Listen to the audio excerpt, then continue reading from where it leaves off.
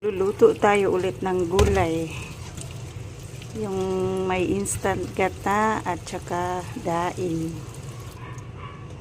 Ito yung ating daing. Binabad natin sa mainit na tubig para matanggal yung alat. Yan lang ang rekado natin sa ating ginataang gulay at instant gata. Wala nang gisa-gisa to. Ilagay na lang natin yung naprito nating daing. Ay sabay-sabay nang ilagay ang mga gulay. Kasi hiniwa ko naman na maninipis yung kalabasa.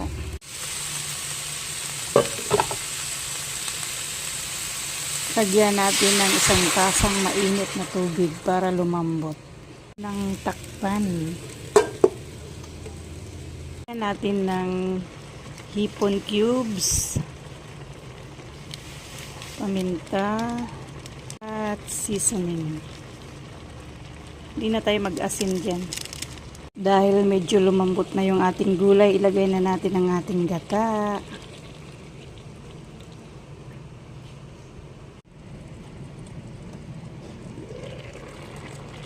Pwede na to.